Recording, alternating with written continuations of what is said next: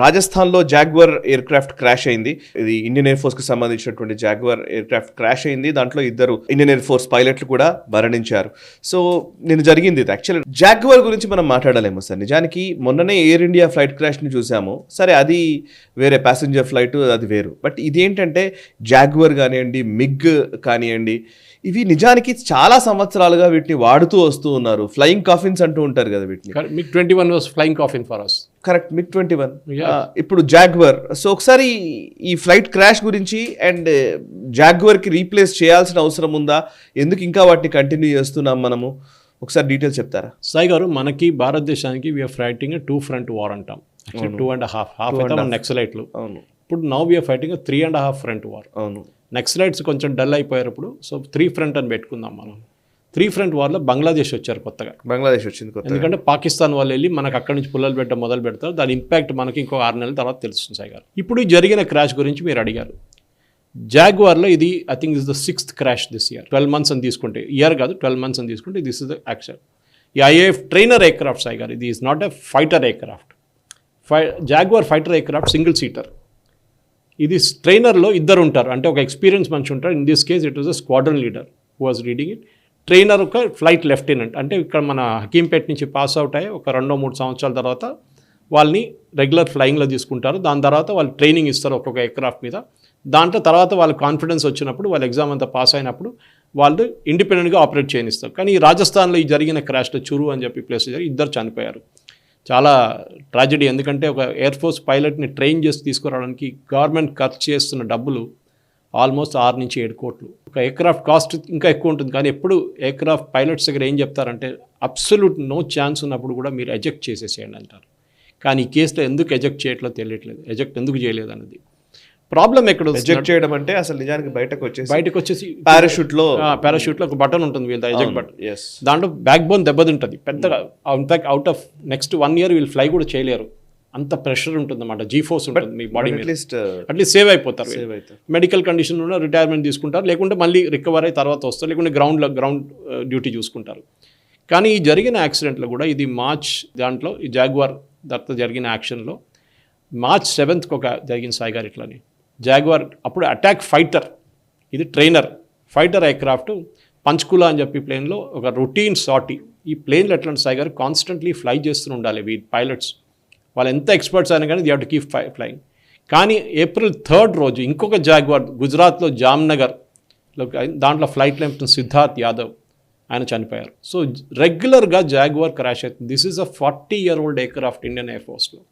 ఎప్పుడో దీన్ని రిటైర్ చేయాల్సి ఉండే, కానీ మన దగ్గర మనకు 40 స్క్వాడ్రన్స్లో కావాల్సిన ప్లేస్లో మన దగ్గర ఇప్పుడు ఉన్నది 30. అది కూడా తగ్గి 27 దాకా వచ్చిందని చెప్తున్నారు. 28, 27 నడిమిట్లో ఉంది. దీని మెయిన్ ప్రాబ్లం ఏంటంటే, ఒకటి సాయి గారు ఎయిర్ ఫోర్స్ చీఫ్ చెప్పిన స్టేట్మెంట్ మీకు గుర్తుంటుంది. ఒకటి HAL వాళ్ళ ఫాల్ట్, DRDO వాళ్ళ ఫాల్ట్.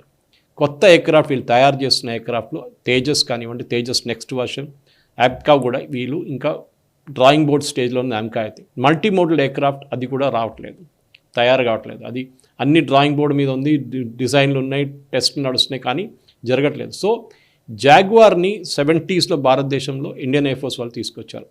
ఇన్ఫ్యాక్ట్ జాగ్వార్ మ్యానుఫ్యాక్చరింగ్ చేస్తున్న company రఫాల్ this next version of jaguar. ఇప్పుడు ఆలోచించండి, మన దగ్గర కొత్త వర్షన్ ఉంది, పాత ఫియట్ కార్ ఇంకా నడుస్తుంది, పక్కన ల్యాంబోర్గిని పెట్టుకున్నాం మనం. ఆ స్టేట్కి వచ్చామన్నమాట.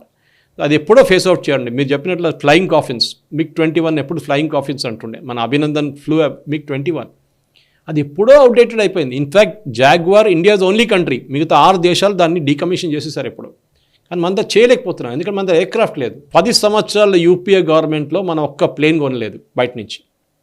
ఎందుకంటే సేమ్ ప్రాబ్లం. ఏకే ఆంటనీ గారు పార్లమెంట్లో చెప్పారు, ఒకటి మా దగ్గర డబ్బులు లేదు, ఇంకోటి డిసిషన్ తీసుకోవాలంటే భయపడతారు. మీకు గుర్తుంటుంది సాయి గారు, రఫాల్ కాంట్రాక్ట్ కోసం మోదీ గారు ఎంత తిట్లు తిన్నారు. అవును, 3 స్క్వాడ్రన్లు 36 ఎయిర్క్రాఫ్ట్ కోసం మోదీ గారి మీద చేసిన ఆరోపణలు, రాహుల్ గాంధీ, హిందూ, నరసింహన్ రామ్ వీళ్ళందరూ కలిసి చేసిన ఆరోపణ. అఫ్కోర్స్ సుప్రీంకోర్టు తర్వాత దాన్ని కొట్టిపడేశారు మొత్తం ఆరోపణని. కానీ ఎందుకు చేశారంటే ఎయిర్క్రాఫ్ట్ డిలే కావడానికి చేశారు, వాళ్ళు కావాలని డిలే చేయడానికి. ఎయిర్క్రాఫ్ట్ వస్తే అన్నిటికంటే పెద్ద థ్రెట్ చైనాకి రాకూడదు. ఇంకా చైనా వాళ్ళు డొమెస్టిక్ ఎయిర్క్రాఫ్ట్ తయారు చేస్తున్నారు, J-17, J-19, J-35 ఇప్పుడు అన్ని తయారు చేస్తున్నారు. వాళ్ళు డిజైన్ కాపీ చేసి యూఎస్ని కాపీ చేసి కొట్టి వాళ్ళు తయారు చేస్తున్నారు. అది ఎంత ఎఫెక్టివ్ ఉందో ఎవరికి తెలియదు. Mark 3 అంటున్నారు, 5th generation అంటున్నారు, but 6th generation drawing board మీద ఇదన్నీ నడుస్తుంది. ద సేమ్ టైం మన దగ్గర హెచ్ఐఎల్ఎస్ ఫెయిల్డ్ మిజరబుల్లీ ఓకే, అక్కడ కల్చర్ లేదు అక్కడ ఒక మ్యానుఫ్యాక్చరింగ్. కానీ ఇప్పుడు మనం ఏం చూస్తున్నాం అంటే భారతదేశంలోనే ప్రైవేట్ సెక్టర్ని గవర్నమెంట్ ఇన్వాల్వ్ చేస్తున్నారు. బికాస్ ఇప్పుడు దాకా పబ్లిక్ సెక్టర్కి ఇచ్చే ఎక్స్క్లూజివ్ కాంట్రాక్ట్ ఇప్పుడు ప్రైవేట్ సెక్టర్ కూడా ఓపెన్ ఉంటుంది. సో అది మహీంద్రా ఉండొచ్చు, టాటాస్ వాళ్ళ entire fuselage of Rafale, next generation Rafale హైదరాబాద్లో తయారవుతుంది. నెక్స్ట్ మంత్ నుంచి స్టార్ట్ అవుతుంది ప్రొడక్షన్. దాని ప్రొడక్షన్ స్టార్ట్ అయ్యి యాక్చువల్ బయటికి రావడానికి ఇంకో 6 నెలలు పడుతుంది ప్రొడక్ట్స్.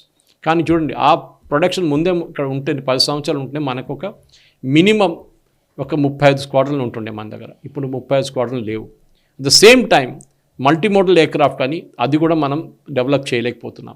ఎందుకంటే డిఆర్డిఓ ప్రాబ్లమ్స్, వాళ్ళకున్న ప్రాబ్లం వాళ్ళకు సాయి గారు. ఈ ఎయిర్క్రాఫ్ట్ నేను చెప్పినట్ల బ్రిటన్ కానివ్వండి, ఎక్వెడార్, ఫ్రాన్స్, ఒమాన్, నైజీరియా వీళ్ళందరూ రిటైర్ చేసేసారు జాగ్వార్ని. కానీ మనం ఇంకా చేయలేదు. ఫస్ట్ బ్యాచ్ జాగ్వార్ తీసుకొచ్చింది, దాని పేరు స్మాషర్ అని చెప్పి, ఆ స్క్వాడ్రన్ కంప్లీట్ పేరు దాని స్మాషర్ అని పెట్టారు. అది ఐఏఎఫ్ డైరెక్ట్ తీసుకొచ్చారు ఆ టైంలో. ఇది 1979. మనప్పుడు 2025లో ఉన్నాం సాయి గారు. ఆల్మోస్ట్ 45 years ago తీసుకొచ్చారు అనమాట. ఇంకా ఒక 100 ఎయిర్క్రాఫ్ట్లు హెచ్ఏఎల్ వాళ్ళు లైసెన్స్లో తయారు చేసుకున్నారు అంటిల్ 2008 తర్వాత జాగ్వార్ ప్రొడక్షన్ ఇండియాలో లేదు. ఇన్ఫ్యాక్ట్ జాగ్వార్ స్పేర్ పార్ట్స్ దొరకకపోతే, నాకు ఇప్పుడు గుర్తుంది, ఒక న్యూస్ స్టోరీ చదివాను నేను, మన ఈజిప్ట్ దగ్గర నుంచి లేకుంటే ఒమాన్ దగ్గర నుంచి ఎక్కడి నుంచో మనం 2-3 జాగ్వార్లు వాళ్ళు స్క్రాప్ చేసిన జాగ్వార్ కొనుక్కొచ్చి దాని స్పేర్ పార్ట్స్ దీంట్లో యూజ్ చేసాము. ఆ పరిస్థితికి వచ్చిందన్నమాట. జుగాడ్ చేస్తాం, Indian jugaad typically. So Jaguars ఇప్పుడు దాకా 50 యాక్సిడెంట్స్లు జరిగింది సాయి గారు, పాస్ట్ సో మెనీ ఇయర్స్ అనమాట. సో అన్నిటికంటే అన్ని ఇన్వెస్టిగేషన్లో ఏం చూపిస్తుందంటే ఇంజిన్ ఫెయిలియర్. దీని మెయిన్ ప్రాబ్లం అంటే రోల్స్ రాయిస్ ఒక ఇంజిన్ ఉంది, రోల్స్ రాయిస్ టర్బోమొక్క అని చెప్పి, అట్కోర్ MK8111 అని చెప్పి ఒక ఇంజిన్ ఉంది, దాని కోడ్ అది అనమాట. ఆ ఇంజిన్కి చాలా ప్రాబ్లం అయింది. ఇది అండర్ పవర్డ్, చాలా ఫాస్ట్ ఎయిర్క్రాఫ్ట్. మీరు ఆలోచించండి, రేపు ఒక లంబాగినీలో మీరు ఒక మారుతి 800 ఇంజిన్ పెడితే ఎట్లా ఉంటుంది, ఆ పరిస్థితి అన్నమాట. అది ఆ టైంలో పనికొచ్చింది పాత టైంలో, ఓకే. బట్ మోడర్నైజ్ చేసినప్పుడు, కొత్త అవియానిక్స్ అన్నీ పెట్టినప్పుడు దీని పవర్ తగ్గిపోయింది సాయి గారు. దాని తర్వాత యూఎస్లో హనీవెల్ ఉన్న కంపెనీ ఉంది ఒకటి, వాళ్ళతో మాట్లాడారు. వాళ్ళు 125N అని చెప్పి ఒక ఇంజిన్ ఉంది, దానికోసం మాట్లాడితే అది చాలా హై కాస్ట్ అని చెప్పేసి అది స్క్రాప్ చేసేసారు. సో ఇప్పుడు జాగ్వార్ ప్లాన్ ఏంటి, ఇండియన్ ఎయిర్ ఫోర్స్ ఏమంటున్నారంటే 27-28 అంటే ఇంకా 2 సంవత్సరాల నుంచి they are phasing out older models. అంటే ఫస్ట్ 45 సంవత్సరాల ముందు తీసుకొచ్చిన మోడల్స్ ఫేస్ అవుట్ చేసేస్తున్నాం. 2008 ఉన్న తీసుకునే ప్రాబ్లం లేదు, ఎందుకంటే ఆల్మోస్ట్ అంత కొత్తది కూడా కాదు, కానీ 10-15 సంవత్సరాల పాతది అది. ఎందుకంటే ఈ ప్రాబ్లం ఎక్కడ నేను చెప్పాను, హెచ్ఏఎల్ది తేజస్ MK2 ఒకటి, రఫాల్ డిలే అంటే నెక్స్ట్ వర్షన్ రఫాల్ మనం తీసుకోవాలంటే అది పెద్ద కాంట్రవర్సీ. మళ్ళీ మోదీ గారిని కోర్టుకి తీసుకెళ్తారు, మోదీ గారు డబ్బులు సంపాదించంటారు, అదానికి ఇచ్చారంటారు, అంబానీకి ఇచ్చారంటారు. అది కాకుండా మల్టీ రోల్ ఫైటర్ ఎయిర్క్రాఫ్ట్ ఒకటి చూసాం మనం, MRFA, అది కూడా డెవలప్మెంట్ కావట్లేదు. బట్ డెఫినెట్ దానికి ఏమవుతుందంటే సాయి గారు, ఈ లైఫ్ ఎక్స్టెండ్ చేయాల్సి వస్తుంది దీన్ని అన్నిటిది. ఆ లైఫ్ ఇప్పుడు ఎక్స్టెండ్ చేస్తున్నాం, అది చేసి ఎక్కడ దాకా వెళ్తుందో మనం చెప్పలేము. ఎందుకంటే అట్ ద సేమ్ టైం మన ఇండియన్ ఎయిర్ ఫోర్స్ని అడ్మైర్ చేయాల్సింది ఏంటంటే, వాళ్ళు ఎక్కడ కంప్లైంట్ చేయట్లేదు సాయి గారు that we cannot use this aircraft అని చెప్పి. వాళ్ళు వాడుకుంటున్నారు, వాళ్ళు పని చేసుకుంటున్నారు దాంతో. ఇప్పుడు మనం 40 స్క్వాడ్రన్ మేము చెప్పినట్టు 40+ స్క్వాడ్రన్ పనికి కావాలండి. ఒక స్క్వాడ్రన్లో 14-16 ఎయిర్క్రాఫ్ట్ ఉంటుంది సాయి గారు.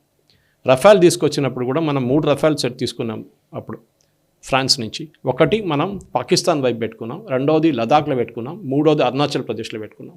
3 స్క్వాడ్రన్లు, అషిమారా బేస్ ఒకటి, ఇక్కడ ఒక పఠాన్కోట్ వైపు ఒకటి, లదాఖ్లో లే వైపు ఒకటి కొనుక్కుంటున్నాం. ఇప్పుడు సోవియట్స్ వాళ్ళు ఆఫర్ చేశారు SU సిరీస్ మనకి విత్ ప్రొడక్షన్, లోకల్ ప్రొడక్షన్. కానీ రష్యాలో ప్రాబ్లం ఏంటంటే, ఇప్పుడు అది కొనుక్కుంటే రష్యా దగ్గర నుంచి అమెరికా మొత్తం మన మీద వచ్చి పడతారు. వాళ్ళకి F-35 అమ్మడానికి ట్రై చేస్తే, ఇది ఒక ఇంటర్నేషనల్ సూపర్ మార్కెట్ సాయి గారు. ఇంటర్నేషనల్ సూపర్ మార్కెట్లో అన్ని ప్లేన్లు పెట్టారు.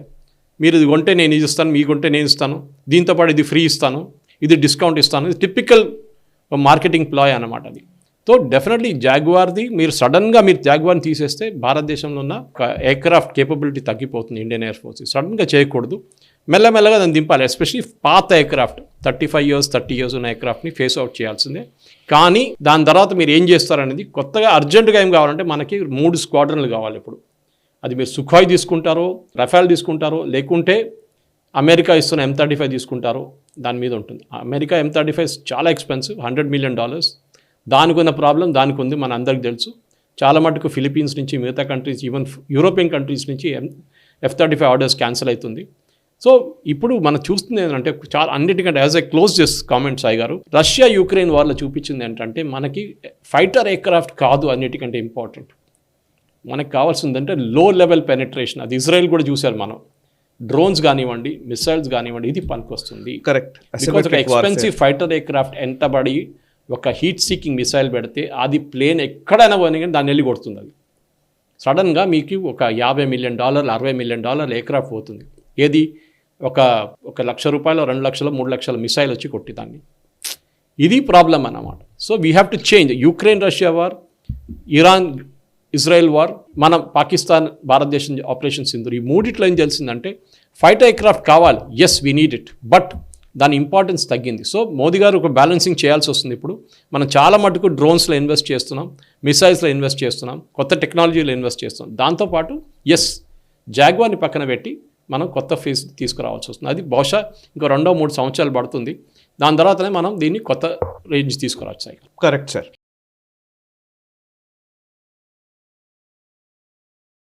ఈ వీడియో మీకు నచ్చినట్టయితే లైక్ చేయండి, 10 మందికి షేర్ చేయండి. అలాగే కామెంట్ల రూపంలో మీ అభిప్రాయాలను మాతో పంచుకోండి. Nationalist hub group of channels ను సబ్స్క్రైబ్ చేసుకుని తెలుగునాట జాతీయవాద జర్నలిజాన్ని ప్రోత్సహించండి. ఈ వీడియో కింద ఉన్న బెల్ ఐకాన్ పై క్లిక్ చేయడం మర్చిపోవద్దు.